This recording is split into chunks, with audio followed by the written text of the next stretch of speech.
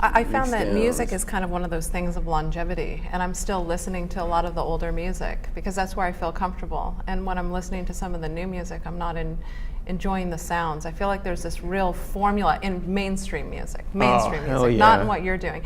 And so that's why I gotta look outside of there, or else, you know. And then when I hear new music that's kind of reminiscent of the old music, then I really like that and I fall into that. But like, you know, the progression of music is like the progression of a human. We gotta get this on the podcast. Are we rolling yet? We're rolling. Okay, good. So it's like the progression of the human. The 70s music, you know, the 60s and 70s music really stated out this really great rock atmosphere, right?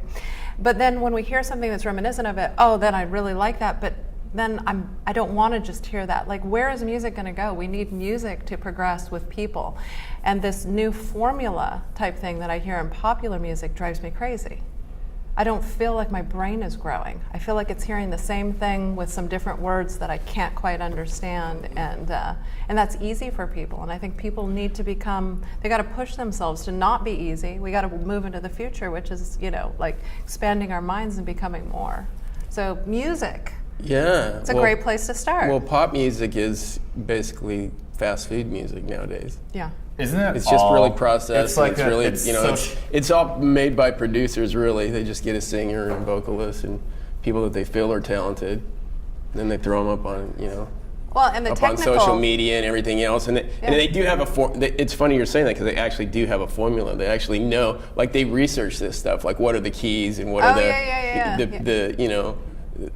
The style of music that people are into seems to be the stuff that they can, you know, like relate to really quickly. It's kind of like ADD with music as well. Yeah, they're super technologically savage. They're like, the singers can hit all of these perfect notes, but you know, that isn't what drove music to begin with, that sort of rhythm and blues, that, you know, that jazz sound, that, you're coming into my home when I sing.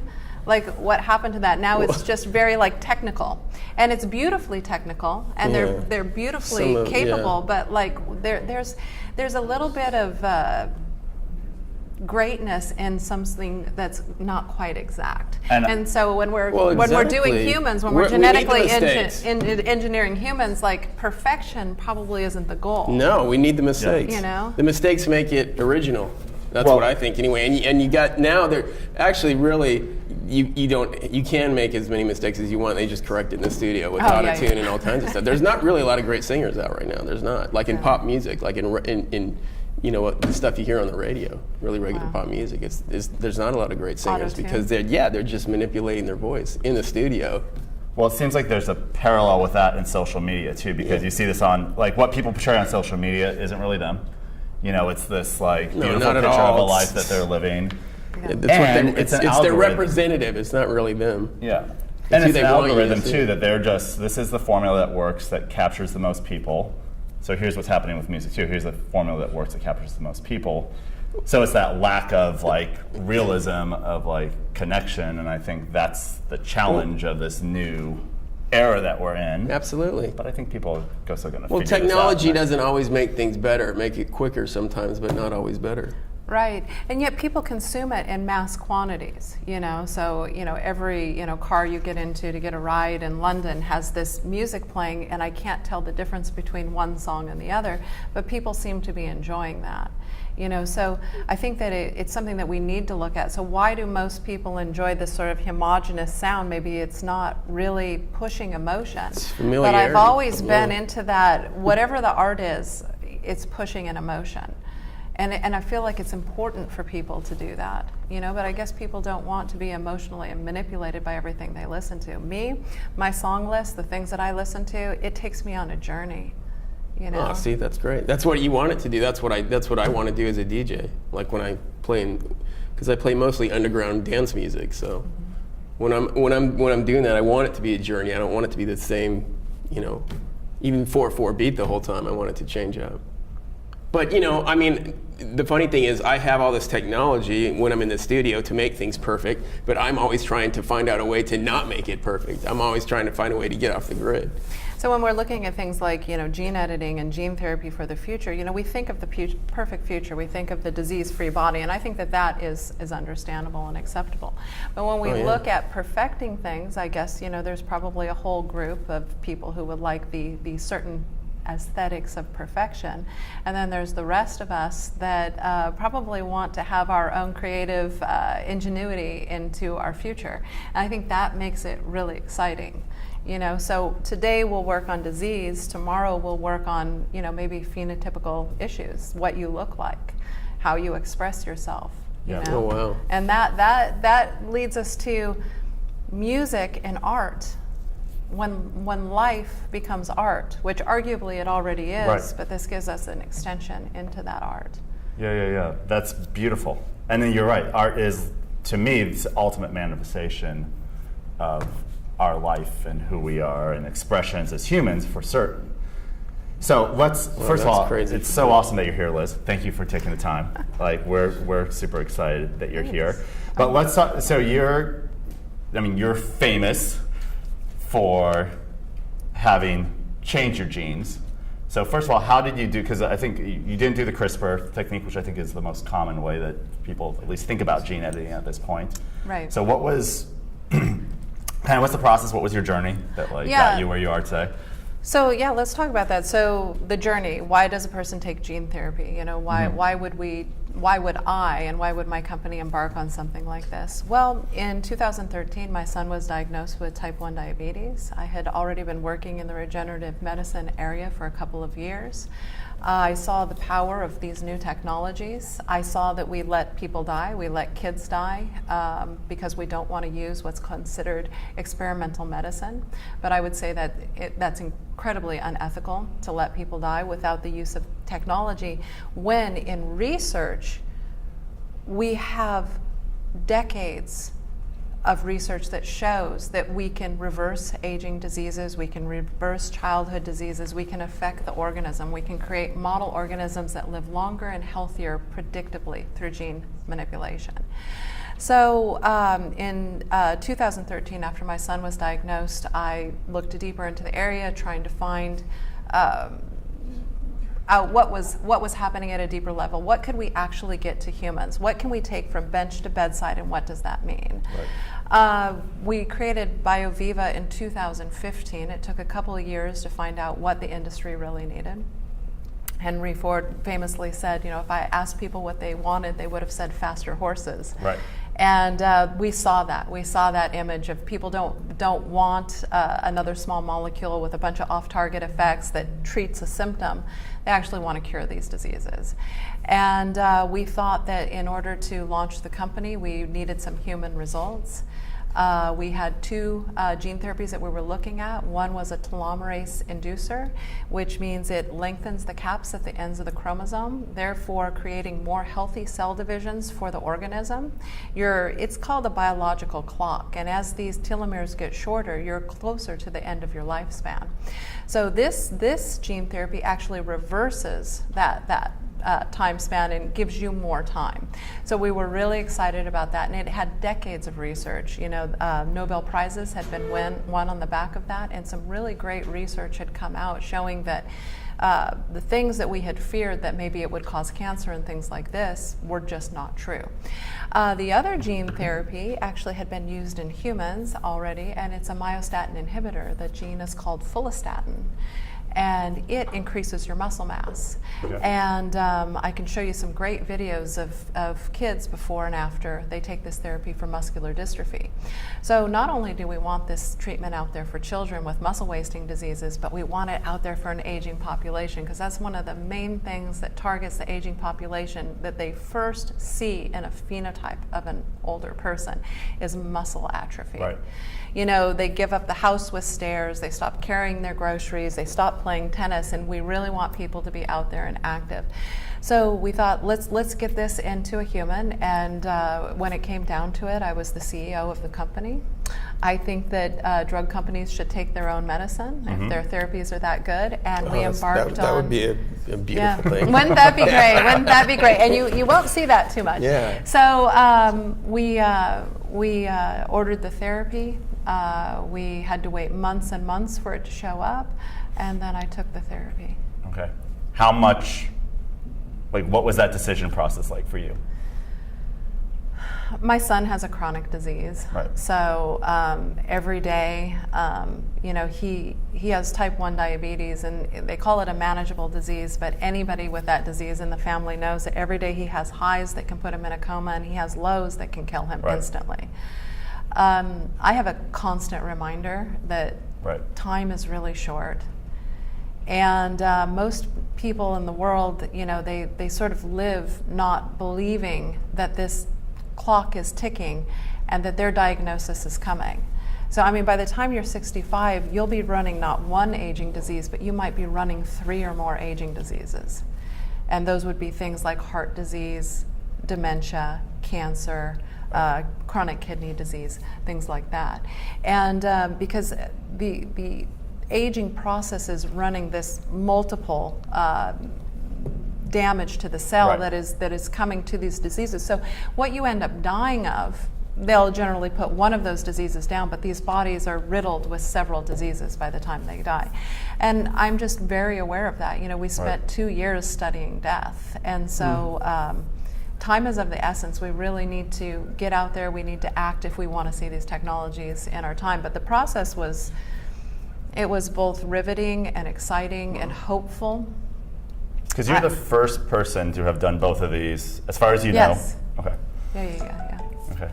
And this was 2 years ago? This was 3 years ago. Okay, so 3 years ago now. Yeah, it was in 2015 in September. Okay. How are you doing now? Great. Yeah. It was when? It was when? 2015. And I'm ready to do more things now. I think the only thing is you kind of become tired of being a test subject, and I want to try more gene therapies. I want to try stem cells. I want to try, some of these over-the-counter things that people are taking, because I want to see how I feel and how it works. And when you're a test subject, you're somewhat limited. So I'm a test subject that will go on for the rest of my life. My data will be analyzed by BioViva, but I believe that I'm in the realm where I can start trying some new things. All right. Cool. What new things are you excited to try?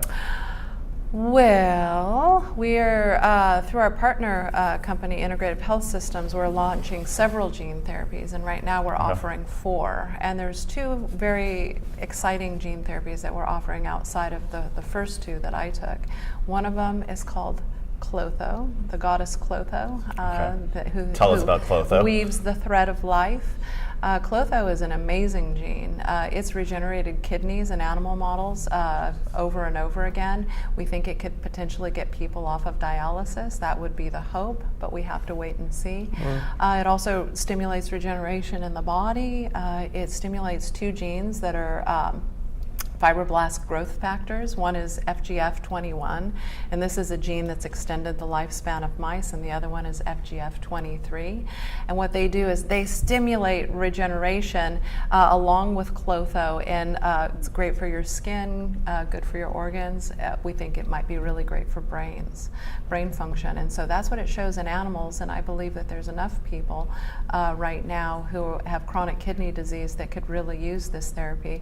But this is a really exciting one for me.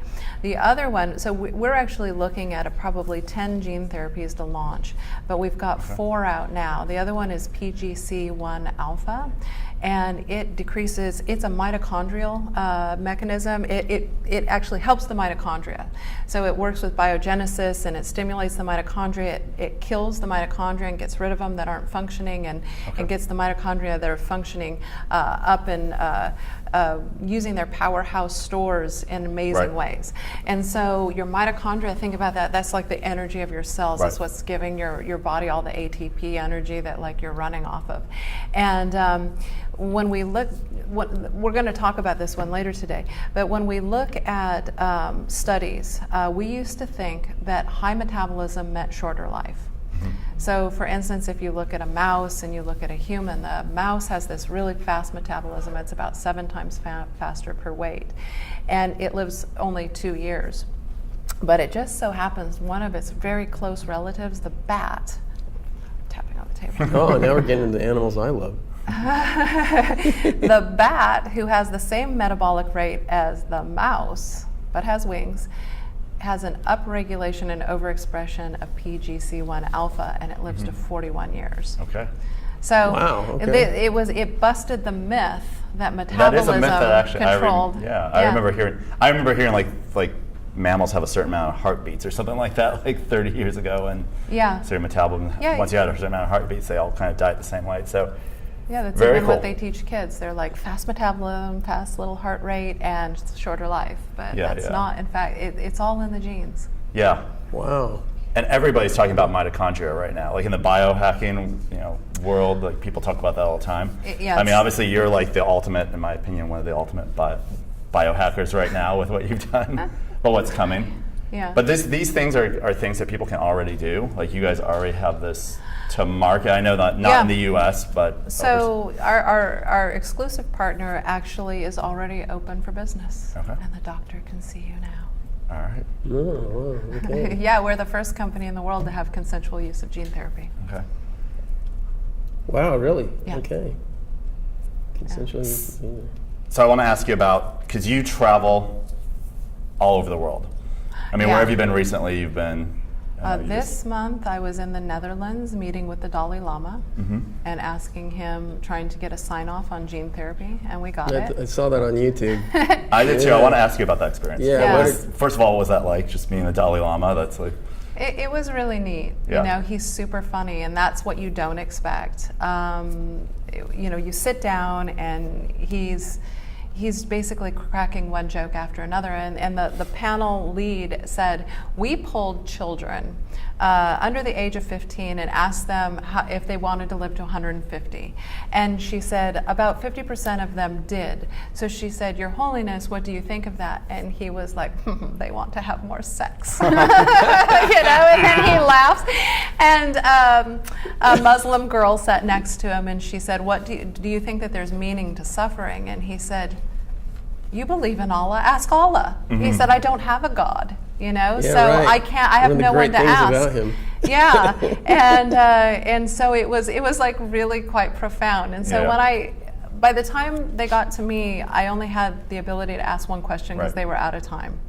And so I basically talked about my journey and gene therapy and how that could actually create healthy bodies so that people can live healthier longer. And he said, yes, wonderful. Yeah, I saw that he said that. He says, I think it's fantastic, or whatever he said. Yeah. He says it's really great. And so that was great. We're out there doing the bridging of the gaps between the rest of the world and the technology, so that when it comes, people have some sort of basis of understanding of the technology, because the worst thing you can do is not educate people, because that sends them straight to fear. Right. And boy, I don't know if you've ever watched some of these movies out of Hollywood. I mean, you would think every technology is just going to bring us to, it's just evil. And every guy who's, I'm going to cure this or cure that, I mean, it's just evil. And we have to stop doing that. Yeah. We're giving there are much better journeys to have. How about the good guy has the cure for cancer, and it actually, is something that you project a world where it works and what that looks like. And transforms the world into a better place. Yeah. Because technology does that. Actually, we are progressing every single day. The data shows, media does not show this, but the data shows we are progressing into a better world every day by the technology we use. But we have all of these people that hold it back because they're nervous about it because of what they're fed. Well, I think a lot of it has to do that it's going to change, that it's going to totally kind of destroy their belief systems a little bit. And I think that's kind of what you're up against. You're up against I mean, not just, you're up against a system that's been going for thousands of years. Religious system that believes things have to be a certain way. Well, I just went to, it was a Theology and Transhumanist conference in Oxford in the UK. And we really got into some interesting conversations. Now, you have to remember, there are some religious groups that are really expanding into this technology. I mean, if you believe in God, why wouldn't you believe that this technology came from God and we're supposed to use it? And it probably would be a bad thing not to use it. I don't know. groups are shifting towards that, and that's helping them a lot. So there's the Mormons and the Christian transhumanist movements. The Buddhism was, definitely very positive about it. So there are some groups that are moving towards that. But at this conference, I was really surprised that theologists were saying things like, does this mean that God doesn't exist? Will this demolish our religion? They don't really have faith then. Like, where would you think this technology, if you believed in God, where would you think this technology came from? Some guy? Right. It's so, when I was younger, I had a chemistry teacher, and I asked him if he believed in God. And he said, I do, because of this. People work their entire life to see technology that they will never actually realize in their lifetime. They work like ants to build on the back of giants something that they won't see. And he said that seems to be like a movement towards something bigger. And I thought that was a really good answer. And yet there are these groups that are really held back. They think that this technology is completely different, and they've separated it because they believe there's the soul, and that's divine, and then there's the physical world, and somehow man is in control of the physical world. And it's so corrupt, even though the data shows that we're actually moving towards a better world.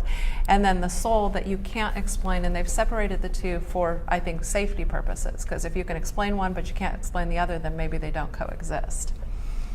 It's weird. Which no one's proven that they do exist without each other. So.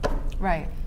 I think that, I think no one's proven that the soul exists outside of the body. No one's absolutely right. No one's absolutely proved that. And that makes people nervous. So I was at a conference, and they had this algorithm that looked at large scientific papers, and it can condense it into a paragraph, a couple sentences, or a few words. And they said that they ran the Bible, and at the end of it, they said as few words as possible, and it said insurance policy. So insurance policies have been out there since the beginning of time, and it's an insurance policy. When this doesn't work out, then we go on to something else. But you have to remember, as far as the rest of the public who would consider themselves more rational thinkers, the people who are religious are kind of the original immortalists. They want to live forever. Because that's spoken about in most every religion, is that eventually man will be, Right, and they just want to, they had no answer. Have immortality in one way or another. Right, they had no answer for how that happens, so that must happen after you die. Right. Right? Yeah. So your soul is eternal. Yeah. So actually they're more on the side of this technology than you think, because that's sort of the mission. If man's created in God's image, then isn't everything man does part of that creation? Well, whether it's positive or negative. That would be whether it's positive or negative. The logical progression of the thought. What happens when people become fearful and start separating us and them is the problem. So like prejudice and the things that we see, like nationalism, that lies in certain areas of religion and everything else. People have a hard time expanding out of that. And really, from all of those religions, what we need to take is compassion. Absolutely. The rest of it we could probably toss. But if we can take the compassion that's at the root of most religions, then we really have something. But it'll take a lot of time to persuade people of that, and people still feel better. And I could understand why, if I felt that way. They still feel better that if all bets are off, there's eternal life, that they're going to see the people they love. That's actually really powerful. My son would be dead now. So having the thought that I would see him again, super powerful. Well, it's comforting. Yeah, it's comforting. It drives people, that there's some meaning to this. It helps with managing the terror of death. That's basically what it does. Yeah, it because sure does. And then it makes people don't have to think about it, which is a terrible thing, because if everybody was thinking about that, we'd have these cures and we'd have these situations happening really fast. If there was no alternate reality where people thought that they would go to die, then if people knew that this is all that there was, they would put 100% of their energy into it. When comfort becomes a distraction, it's a problem. Exactly. And whether that's your Cheetos and your couch and your favorite movies all weekend, or it's true. When comfort becomes easily a distraction, and then we don't motivate. I think this is the most important thing we could do right now. I think that the human data, we do not need more mouse data. Maybe on new genes we do. Everything should progress, but on some of these therapies, we need human data. What happens? So everyone's saying AI is going to solve the problem, but if AI is only as good as the data you put into it. So if we have no data put into it, it can't make things up. Now that's dangerous. Right. That's dangerous because biology predictively works unpredictably. You do something in a dish and you might be able to control some of those cells. You do it in a whole organism and now you're starting to have major problems. Wow. So what's changed for you now that you've done this therapy on yourself? What changes have you seen, physically? So I definitely saw, and we saw in images, increased muscle mass. Okay. We see increased insulin sensitivity, which we would expect to happen when you increase muscles, and that decreases the white fat in your body. So I have less white fat in my body. The great thing about that is treating things like type 2 diabetes, which are big epidemics. What else have we seen? We've seen reduction in triglyceride levels and a great reduction in inflammation in my body. And that was really good. And that these markers stay consistent is pretty powerful because I have an excruciating schedule. I'm not able to take care of myself. We went to a conference and it was all about health and nutrition. And people were like, oh, we're going to, we want to live to 100 in health and nutrition. And then we went up and we're like, what if you didn't have to worry about health and nutrition? What if you could do a few gene therapies, increase all of the capacity of your body, and then nutrition is like the icing on the cake. Yeah, and we absolutely. think more people would be motivated to take care of themselves if they were just baseline great shape.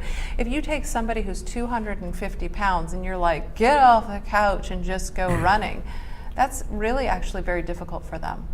And dangerous. It's dangerous. Yeah. If we give them a gene therapy and over 6 or 8 months, their white fat starts to diminish, their muscle mass starts to increase, and then they can get back to some walking and things like that. I think that'll be great for the world. Do you think this just kind of goes against what I really tell all my patients and people that I'm around, which is it's the fundamental things though are right now the fundamental things are still so important.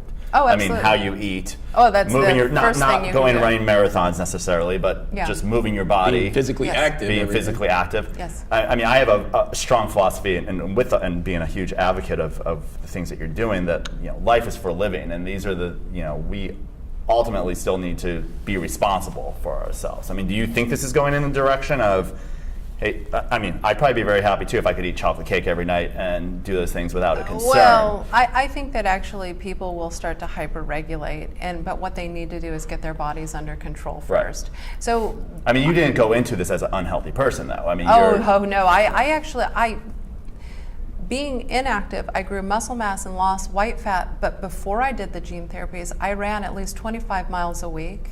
Uh-huh. I did weights. I was super into working out. That's what I did in my spare time. So I went from that to not exercising and then having those increases. But do I look forward to getting back to that? Yes, and that's the lifestyle we should have. So we talked. You simply don't exercise because your schedule doesn't allow it. Yeah, and I am going to make my schedule allow it now because I feel better when I exercise. Yeah, because the thing is that you have to. I think that when we mobilize people, they're going to become hypervigilant. They're going to want to exercise. They're going to want to eat right because now they've been given the tools that give them the leg up. And if they want to take it to the next level, it's always going to be, your environment, how you live is going to exact those therapies. Right. So when we look at FGF21 in mice, okay, so if you take a mouse that lives in a lab, it lives maybe a year or two, right? And then you take that mouse and you put it on calorie restriction only for certain strains. It might live twice as long. But you give it one gene therapy of FGF21, it doesn't have to exercise, it doesn't have to eat a specific diet. It lives like 4 times longer. And so, of course, the hope is that we eradicate disease, we get people healthier, but then they become engaged and more active. And people are always like, it's going to make markets fall apart. Well, I think it'll actually make them fall together. People will be more interested in nutraceuticals. They'll be more interested in a new pair of running shoes because they want to go out and test what they've got. Well, do you think that behind the whole thing that stops these modalities from happening? For instance, do you think the money is what's behind most of it? Like people losing money or gaining money, like the system that's built around it. Do you think that seems to be, for me, the God anyway that exists in the world right now? Probably. Everything is driven by money. But if we look at what's happening at the grassroots, like where we really need the mandate from the public, it's fear. So it's really myths. So we live by a bunch of myths. Well, right. Money is a myth, right? So, we give meaning to it, and we say, if I give you this, you'll give me this, and therefore we've had a fair exchange. So we buy into myths to make things work. I sign off on a piece of paper, I own a piece of land. It really isn't a law of the universe. We believe in these things. And then the myths go farther and farther and farther. If you go into the theology area of the library, for instance, you'll see there's theology, which are all the religions of today, and there's mythology right next to them, and they were all the religions of yesteryears. Right. So what we choose to believe is really important, and we've been inundated by information that is mythical and false. For instance, that drugs should be safe. Okay, I agree with that. Like, that sounds like such a great comment. So people become afraid of experimental medicine, and yet we don't really have any safe drugs out there. So we say if something goes through the FDA, then it is safe. It's safe and effective, and we know the dose. But in fact, people die taking these drugs. Right. Statins, they might help 1 in 164 people from having a stroke, but 1 in 10 will get type 2 diabetes from taking them, and 1 in 50 will have early dementia.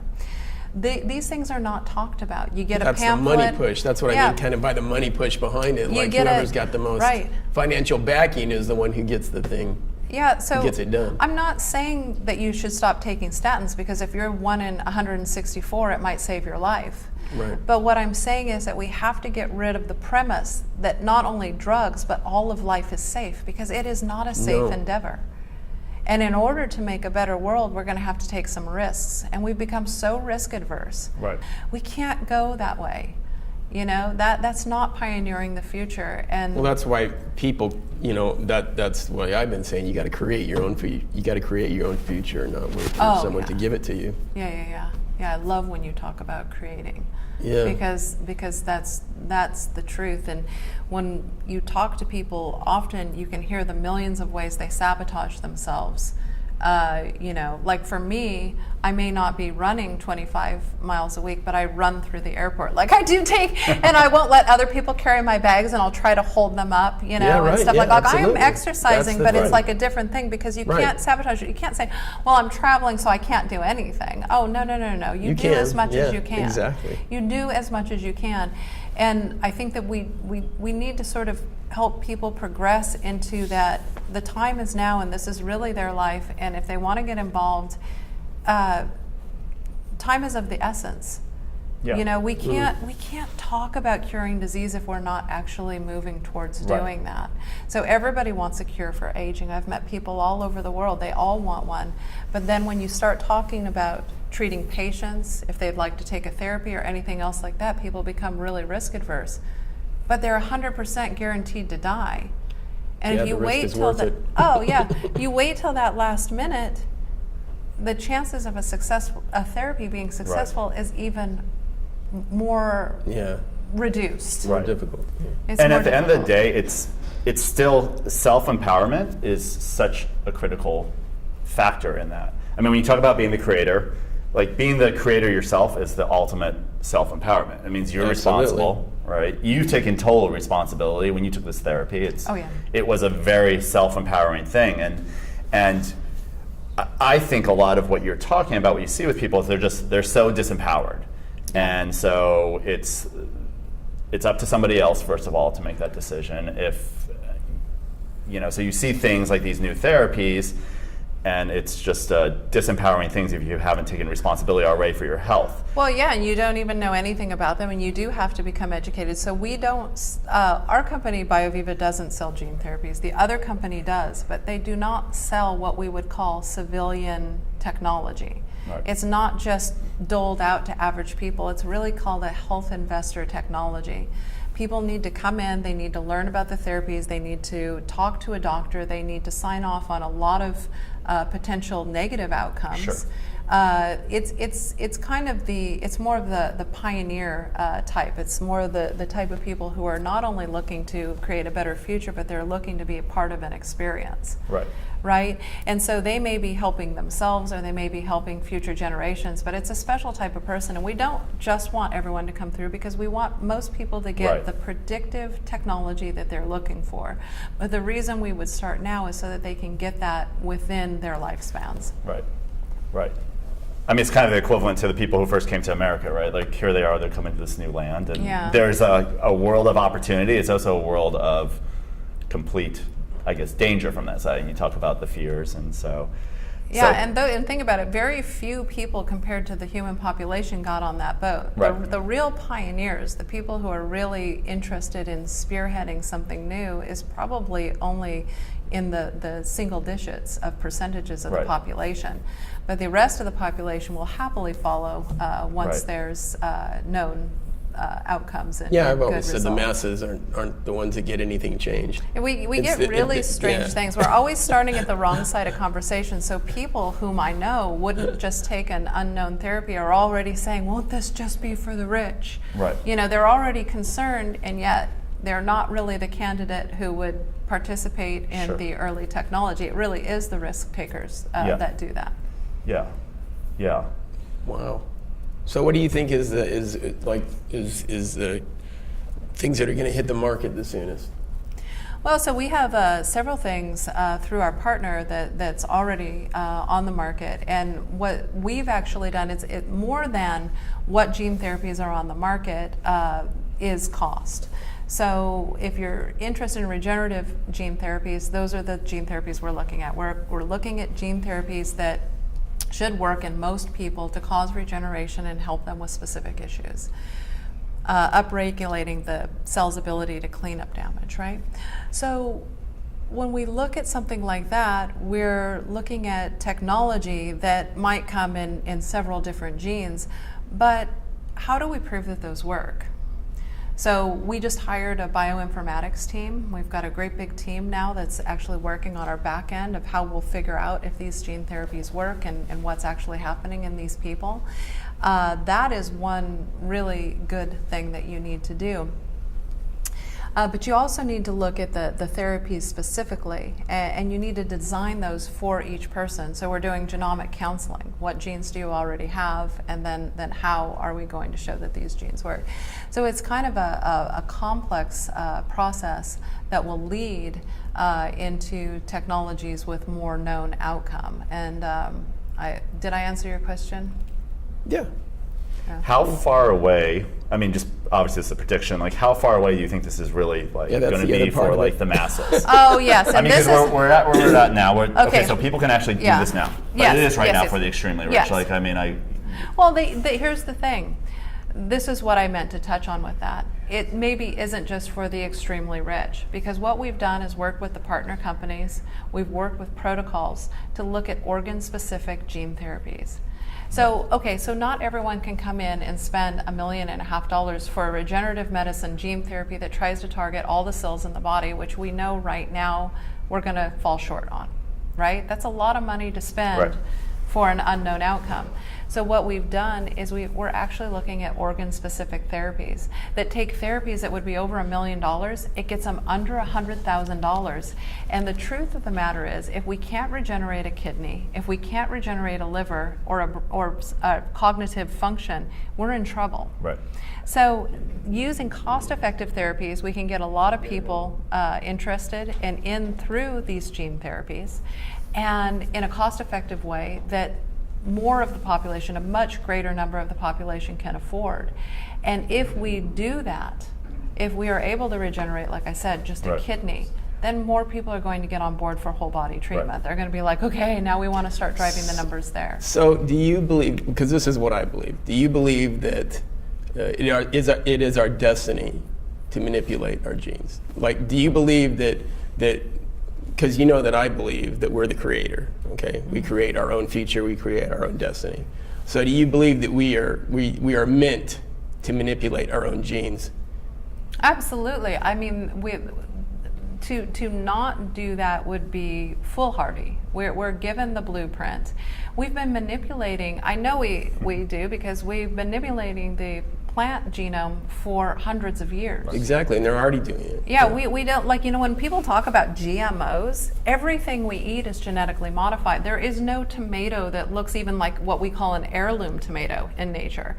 I mean, we've actually created fruit and produce and vegetables that look unlike their original source. Corn, everything is different. Potato, they're greatly different.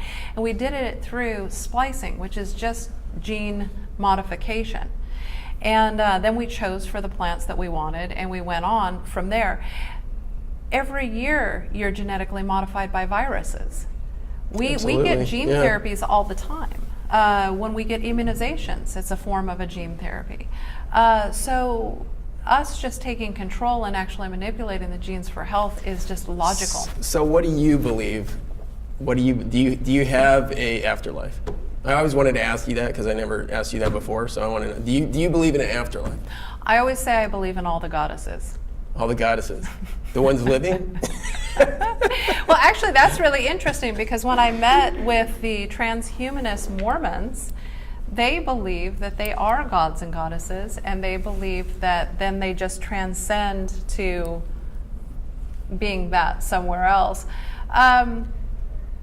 I don't know. I think I have to have something higher to aspire to than humans. So if it's not something that I spend a lot of time probably thinking about, I just, boy, wouldn't that be great if there was something?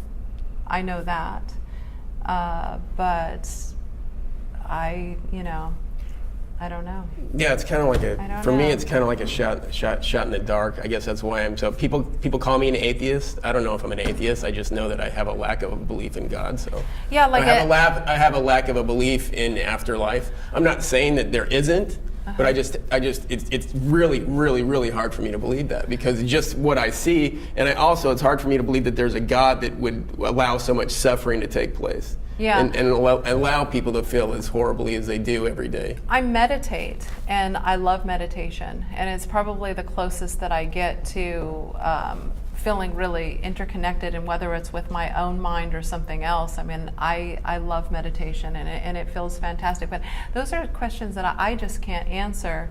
And, I think that people have to probably answer that for themselves, but the most important thing is that we never use these potential beliefs to be delusional and stop the progress of humankind. See, that's the thing that's always bothered me, even like during the George Bush era, when he totally destroyed it. He kind of, embryonic or stem cell research. That was traumatic, actually, really, for the human race. It really was. And for Americans in general. And in 1999. And stopped it for how long? 8 years, probably? A very long time. Okay, yeah. So we recover from all those. Yeah. So for me, I think the struggle we have a lot is it's not that religion's bad.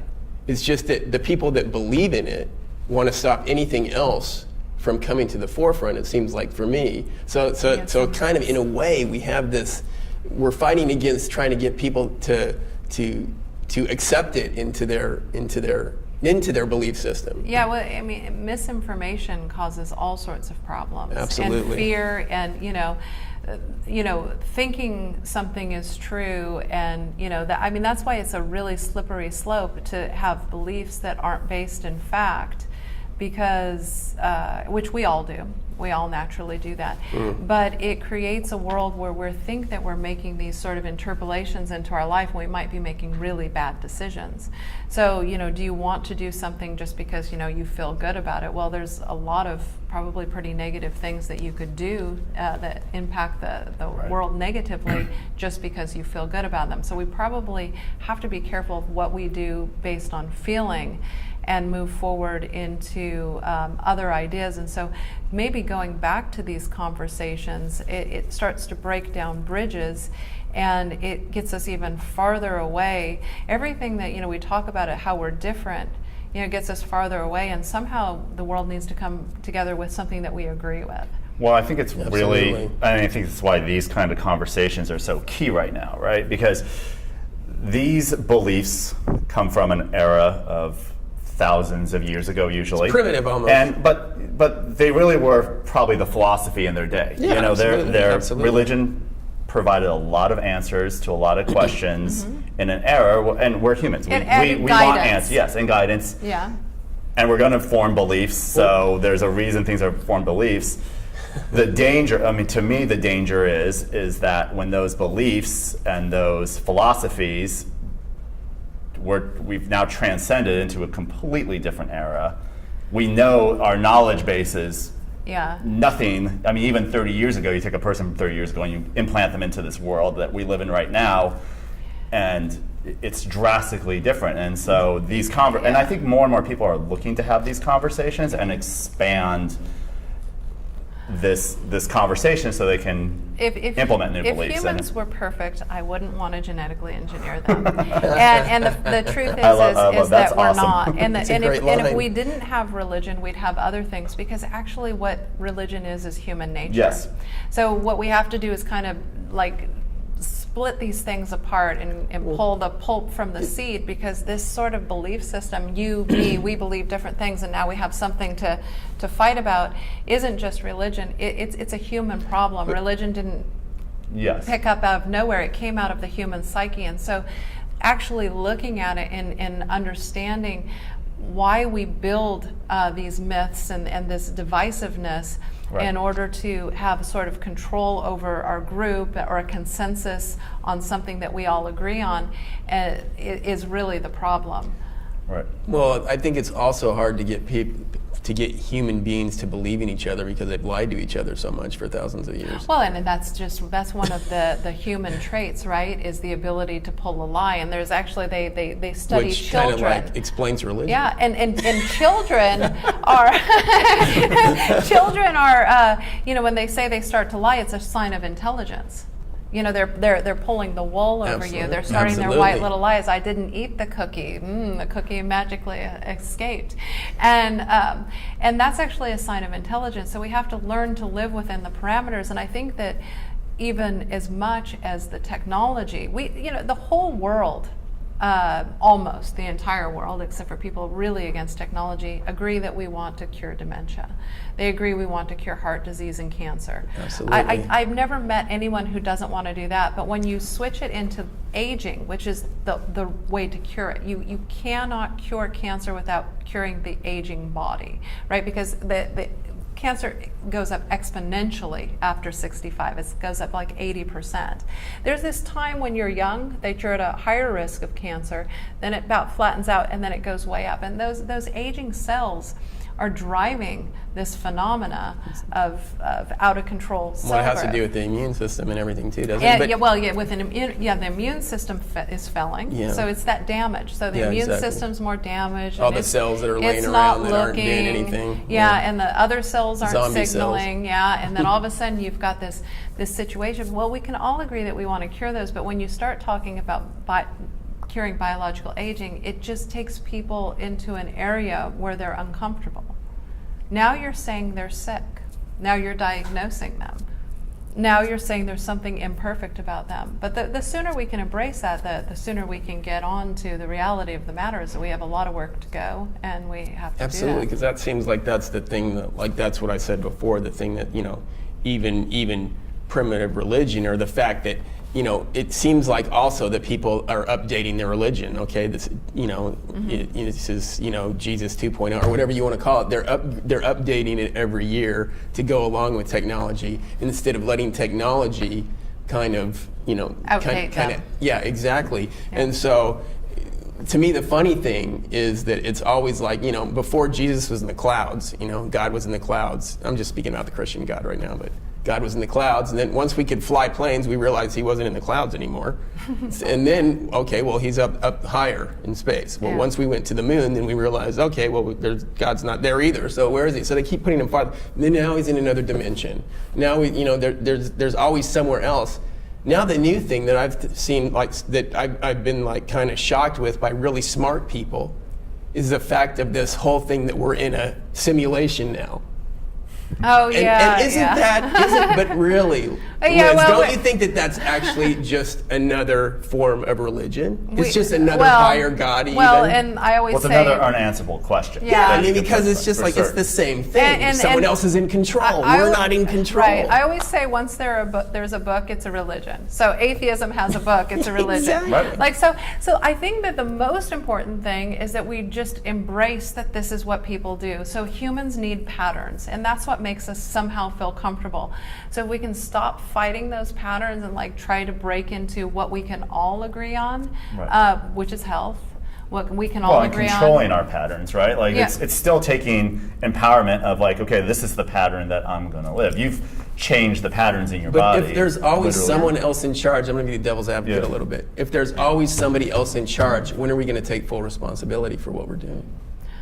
Well, and that's a good question, and I think that is asked quite often of people, that if you believe in God, if God exists, let's hope that He helps me and this company cure aging this year. Absolutely. But if you believe in it, I don't think. I mean, the problem is that people then defer. That's what I mean. Because it's lazy. Exactly, and that's there's a God. God will take care of it. God's gonna save me in the end. We have to have personal responsibility. I watched my own father, who discovered immortality through the Bible. That was his first realization about physical immortality, was through the Bible, because he felt that Jesus spoke physical immortality. Which and like I said again, if you go with all religions, they all have some form of eternal life at the end. Sure. So, but in the end, when my father was passing, dying, I hate that word passing, when he died. Yeah. He had that Bible right next to his bed. Now, to me, that's what I mean. When people get afraid and that fear comes in, and they get close to the end, they don't want, like the thing I would, because regret sucks. Yeah. So for me, I don't want to regret anything. Even now, I don't want to regret. Even though I'm supposedly healthy and in my, and I'm full on right now, I still don't want to regret and take those risks of, not doing what it takes right now. I don't want to leave it to somebody else. I want to be able to do it. Right. So, I mean, and that's the kind of thing that scares me a little bit about, I'm also going to make a lot of people angry right now. Cryonics. Mm-hmm. Isn't that also just an insurance policy? It's kind of like religion, a little bit, because, I mean, I would love to see the proven, it's still not a totally proven science yet. No. That we I mean, there's a long way to go on that, and maybe someday they will be able to take these people who are cryonically suspended, and they will be able to raise them from that situation and make them, but who knows what that outcome's going to be, and who knows if they put them down right, and is there this, the stuff, the fluid that they put in them, and all these kind of things that happen, is that the correct way to suspend somebody? It's kind of like so the how are ship you going to know? Theseus. It's like if you preserve the brain right now and it fractures, and so all you get is some cells, and then you're developed off those cells, are you the same person? Right. And exactly. so I think that most people would say no. Right. Because it actually, but this is the beauty of where the two worlds of convergence of soul and physical body come together. We don't know what makes up exactly who I am and why I'm looking through these eyes like a window at you two from over here, and why you have the same impression that you're doing that. So, well, and you're not the same person. I'm not the same person I was 2 years ago. Yeah, I'm not the same person after I ate a piece of chocolate cake. Right, exactly. Constantly Yeah. transforming. Yeah. But we are continuing to hold those memories, and so would a little piece of my tissue hold all of these memories? Right. Probably not. So it does beg a lot of questions, and I think that it has a long ways to go. But as much as I'm not at this point signed up for cryonics, I'm not either. I am an advocate for looking at all of these technologies. Absolutely. I don't believe in zero-sum games. So in my perfect world, we stay alive in the bodies that we have. We engineer them. We upgrade them. We become what we want to be. Absolutely. So right now we work on health, and then in the future we alter ourselves for the environment we want to live in, the things that we want to be able to achieve. Do you want to be able to climb a smooth smooth face mountain, and with ease. Yeah, some people will want to, some people won't, and that comes into human enhancement. But as for the right now, we have certain limitations, but it's not a zero-sum game. It's important that those science expand too. Absolutely. Maybe someone at the last minute will say, no, freeze Liz's brain, and in a couple hundred years I'll benefit from that. I imagine when I woke up I'd be quite shocked at the progress or the lack thereof. But it's actually just getting it to work. Like, right. I do need to see more evidence. Yeah, same here. And my fear has always been, oh man, like what if you need the body for the brain to, you know what I mean? What if that's absolutely a huge factor, like that you have to have a body? They're going to transplant your head on a new body. How's that going to, which probably way into the future they will be able to do.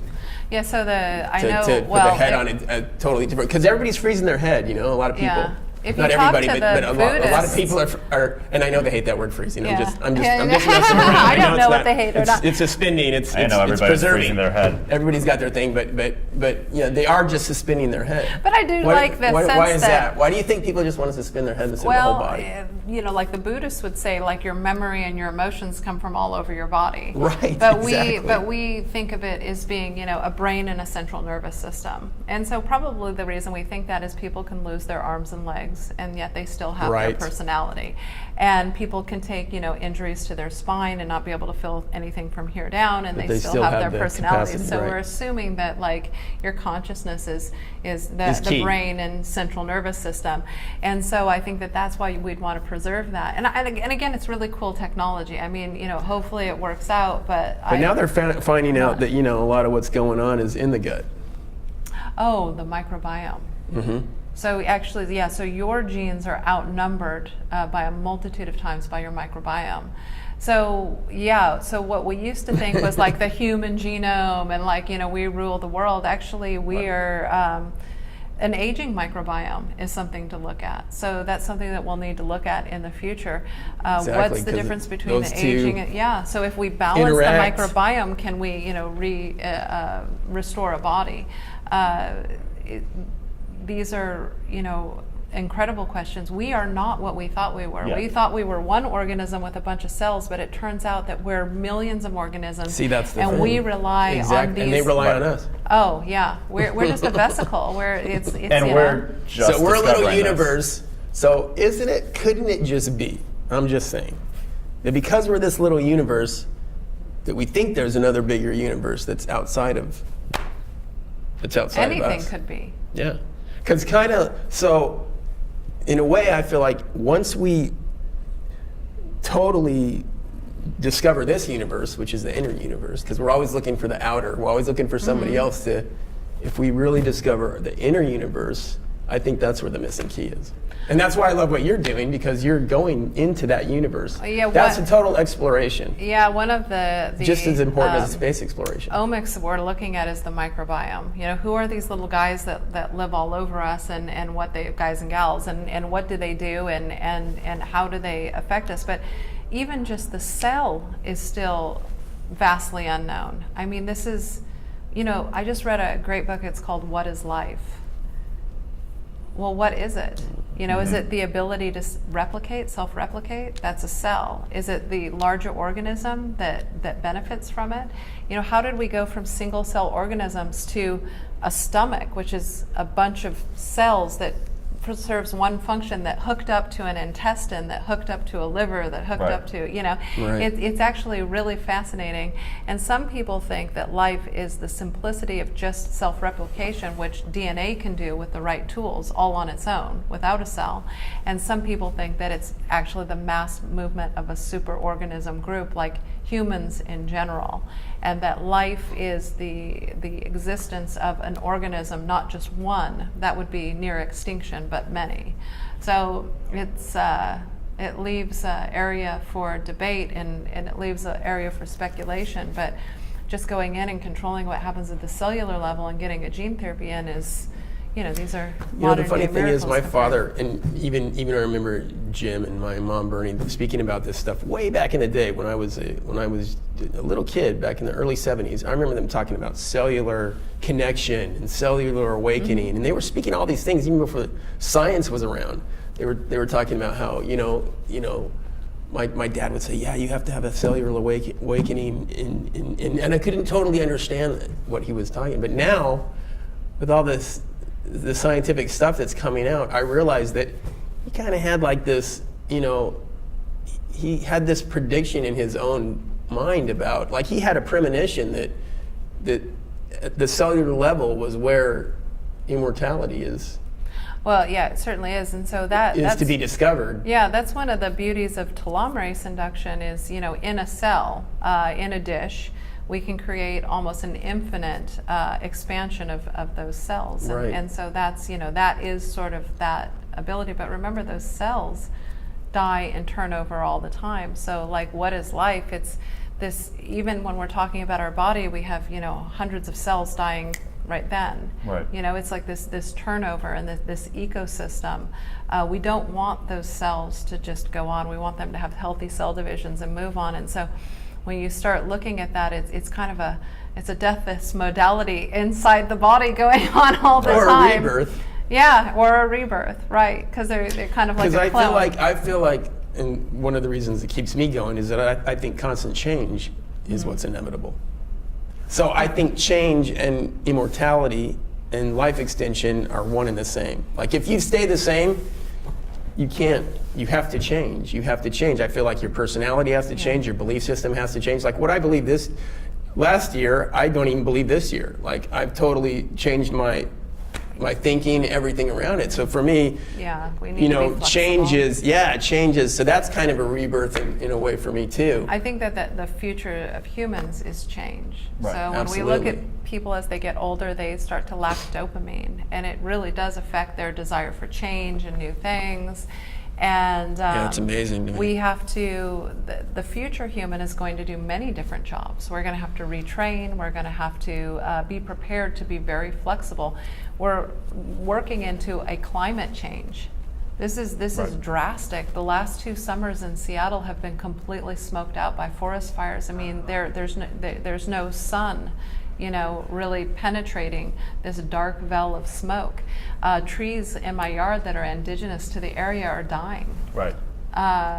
We are on the precipice of a great change, and we feel it in AZ. I can tell you that much. Embracing it, you got to embrace it. And it's everything's changing, right? Like the world and technology, our ability to manipulate ourselves. Like these are just now things are just changing so fast. Yeah. And as a species, we're going to, for certain, have to adapt to those changes. Yeah. And first of all, it's inevitable. It's happening now. I think you're brilliant, in your advocacy of this. Thanks. And going out to the world. And again, people are just disempowered. I'm so appreciative of having these conversations. I'm super excited that you're here. I'm super excited to be doing this in this podcast format because it's a deeper conversation. Yeah. I mean, and even this the today, exposure needs we're to just happen. scratching the surface on these. But I think as people learn about this stuff and engage in these conversations, I do see more and more people wanting to engage in these conversations. Oh man! And you don't see this on TV. You can't see it on the news. You can't see it in a 5-minute clip on Vice, and it's great that there's a lot of media now that's starting to cover this stuff. Yeah. You don't see it on a 5-minute, 2-minute clip on Facebook. It's still underground. These conversations. People need to get excited. I mean, these conversations where it's like, so right now we're working on health, and most people don't have to worry about that. They'll just get it when it's becoming a successful project, and then they'll have it to look forward to. But like, people should be really excited instead of being like, oh, I don't know, how is this gonna work? How could this be ethical and everything else? Instead of wasting our time at that, we should get people really excited about their future body. Right. If you tell people what they're going to get instead of the difficulties, and they don't have to worry about the difficulties. That's our job. But it's the same thing around artificial intelligence now, which is a horrible name for it in the first place. Yeah. Artificial means I fake. didn't even think about that. So it should have never been. I don't know why they use that. I didn't even think about that. I have the perfect It means name. fake intelligence. I have which is the perfect not- name for that, Yeah. which is it should be expanded intelligence. Yeah, absolutely. Because really what it is Or- an expansion of our own intelligence. Or how about myself extreme intelligence? You know, like Yeah. just take it out of this, I take it never out of thought the about negative that. connotation, because what it does to people is it makes it think, oh, this isn't real. Yeah.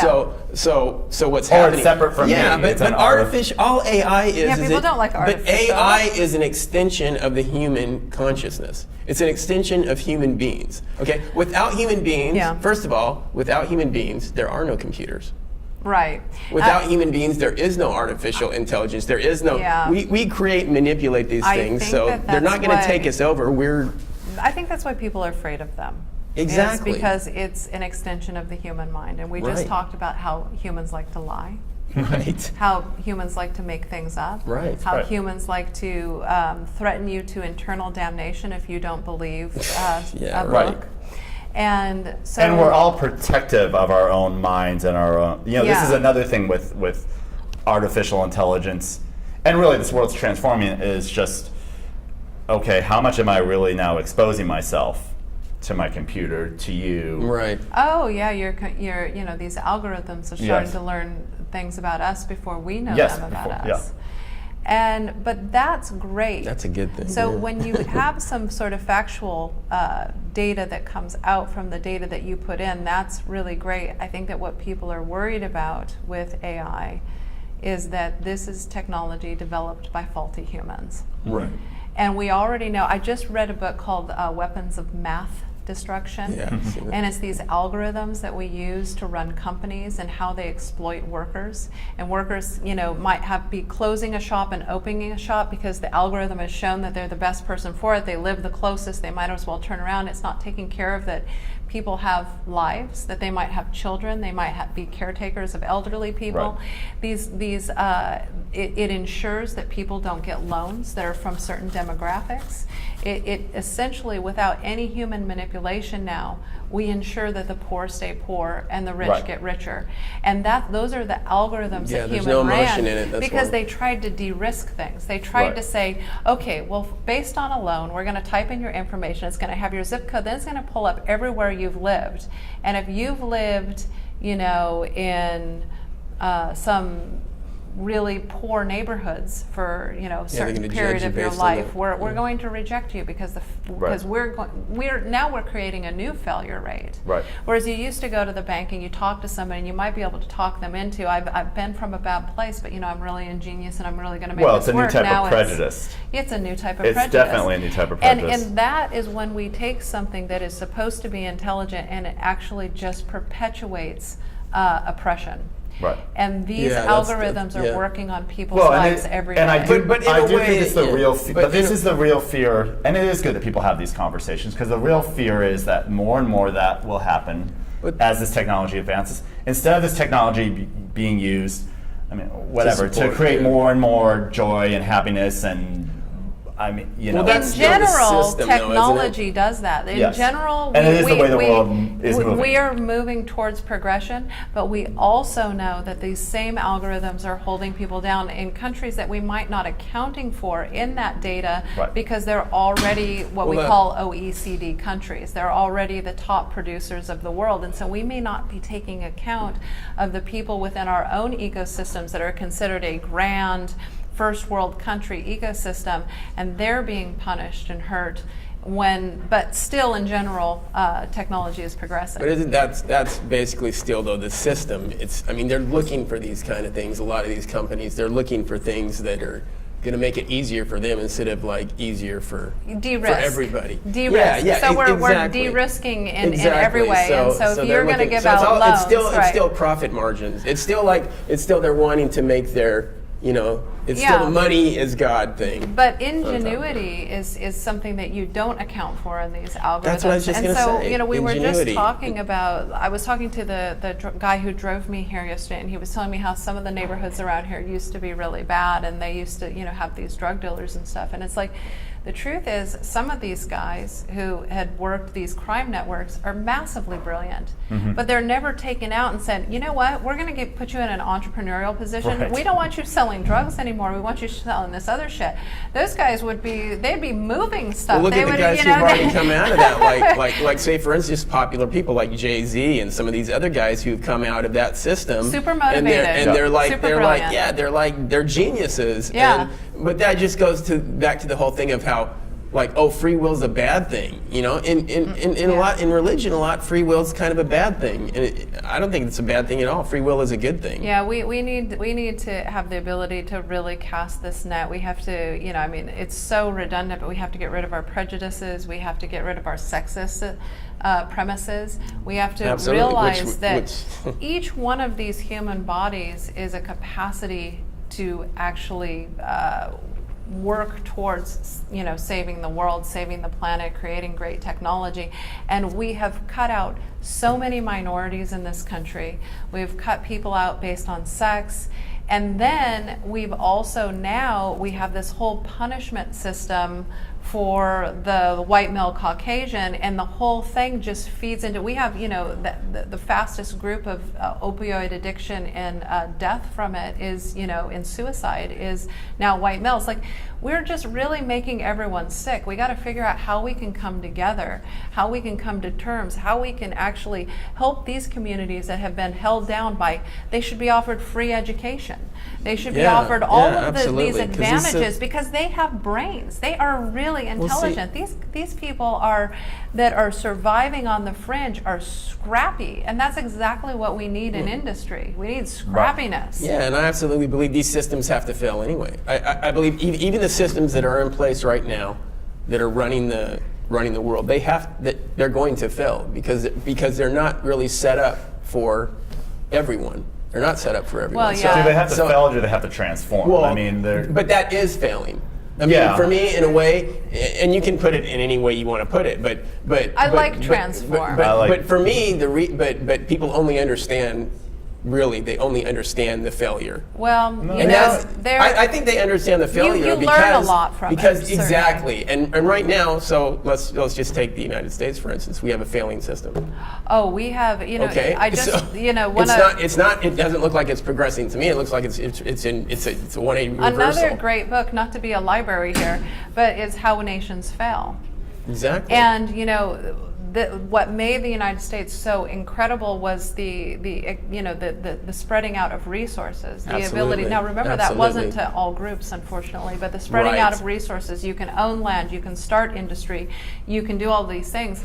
And now a lot of those areas are either too expensive for most people or they're punished. Try being an entrepreneur. I owe taxes or money before I even make any money. And if I make a certain amount of money, I owe exponential That's what I mean. taxes. That's what I mean. It's just punishment, you know.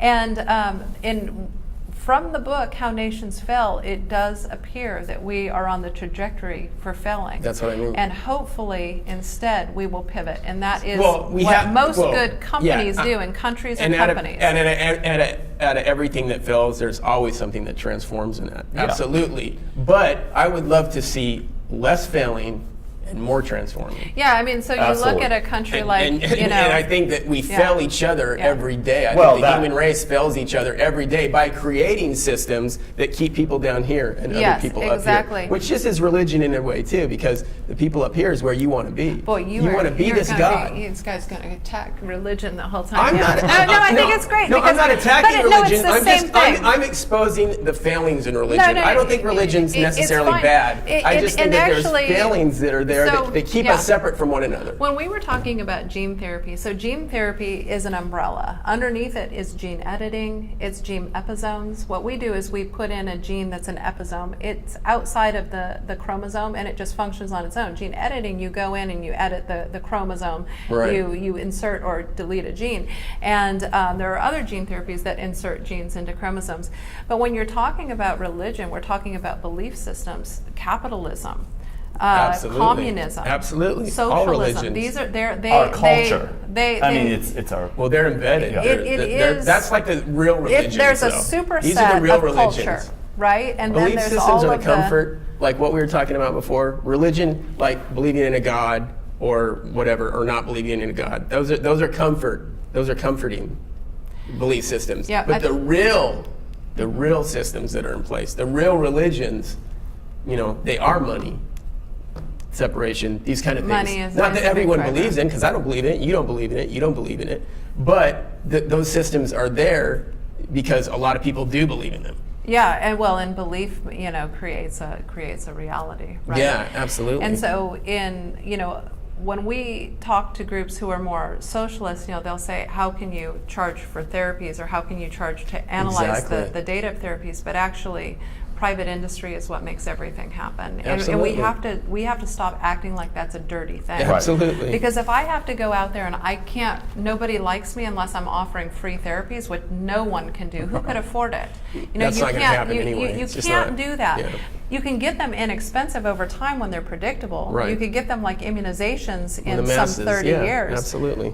But you need the evidence that runs them, and you can't do that off of zero. And so, Right. the arguments that we start with, we act like, money is dirty, and then we act like this is dirty and that's dirty, but we actually need all of this right now. And I would say that if we go to this basic income that people have talked about, That's going to have to happen, because everybody's losing their I think jobs. that it is going to have to happen. Yeah. But right now is the big time to run for curing these diseases, because when we are on those basic income needs, we can't innovate. So No, right right. now, while this private industries exist, we need to run them like mad. Right. Because the desire for those very few people to make a lot of money from everyone, let them take it. Let them make their money, because they'll be curing disease. They'll be helping us create the next human.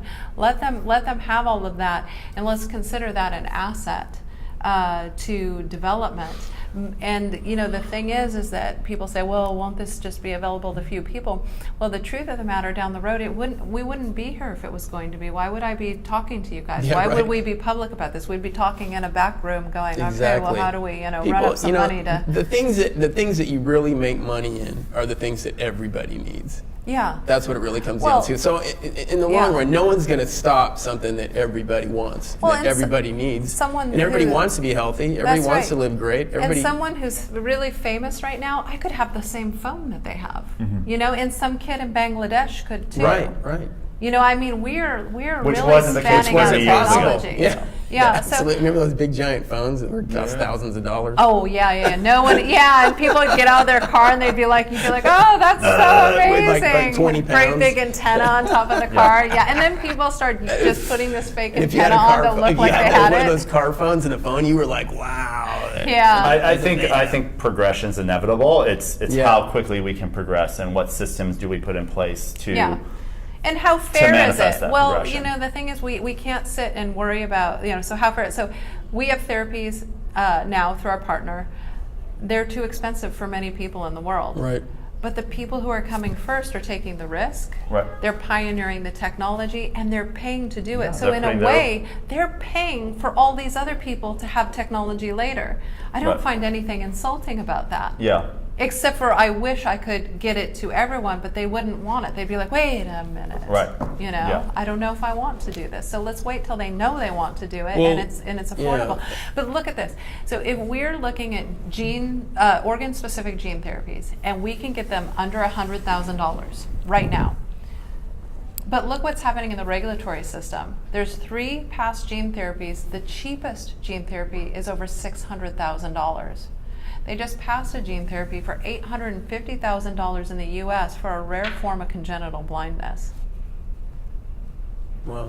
No one can afford a Right. regulated gene therapy. No. But you could go offshore. We can run the data and expedite the use of drugs at a fraction of the cost. Yeah, And remember, that's we're great. not actually trying to avoid the regulatory service. We want to know what works. So it's we have a absolutely. triangle. We help patients now. That helps this other part of the triangle. Small companies get data of whether their therapies work. And the third thing, what we all know that everybody wants, it de-risks. It de-risks investment. So an investor can look at the data in 20 patients and say, this actually works or this doesn't work. I'll either put my money on it or I won't. That will make it so raising that $1 billion to go through the FDA happens overnight, Right. rather than happening over 15 years with a 94% drug failure rate. 94%. You wonder why people don't want to put money behind biotech? That's why. Right. 94% chance you will never see a return on your investment. Yeah. It's worth, that's a really bad odd. Oh yeah, it's So horrible. our It's crazy. platform is get the data, show whether the therapy works, continue to offer people less affordable, more affordable gene therapies offshore, and then bring the data back and let each one of these drugs run through the regulation. Right on. Well, what's so great, I mean, even about what we're doing right now with RadFest and everything, is just getting the word out there. I mean, Yeah. it seems to me like no matter what, everyone's involved in here, whether it be, gene therapy or stem cells or anything, even cryonics, which is amazing, that technology that they're working on. It's amazing the technology you're working on, but it seems like everybody who's involved with this, we all have the same goal. And that's to yes. extend life and to cure aging and sickness That's and death. right. And we don't want people working on the same Right. things. I was at a conference in Oxford several months ago, and people were saying, oh, maybe we better shift all of our efforts. And these No. were like cancer Yeah. therapists and Yeah. everything to global warming. Well, we should all make an impact in the things that we do every day, but actually we still have to cure cancer Right. and all of these other things. Absolutely. So we need to be as broad as possible, but as aware as possible, so that we're don't making you think good that choices. that's really the key anyway? Is that we're gonna have to cross one bridge after another? Like it's not Yeah. just gonna be one And thing that's gonna cure hopefully- everything and in Right. everything. Oh, yeah. No. It's all these modalities that are gonna have to work together. Right. So that's where the interest needs to be. Well, there's not just one switch in the body. That's Exactly. So We're so and intricate. We just put money into research and development and provisioned off a viral vector that will deliver the first human artificial chromosome. Wow. Okay. That's Wow. awesome. So when I talk about telomerase induction, follistatin, Clotho, Her Majesty, and PGC1 alpha, those are just a few genes that we're looking at. There will probably, in order to cure biological aging, it's going to be a combination. Whole group of things, yeah. And then it might be a few RNA therapies, which are short-term gene Right. therapies, and it might be a few small molecules. But when that sucker's ready, see, that's what we're leading up to. So we don't want to do research and development on a single gene, because then you fall in love with your hypothesis. Right. You want to say it Right, works. Like, right, I don't right. sit here and go, everyone should take telomerase induction. I'm not sure yet.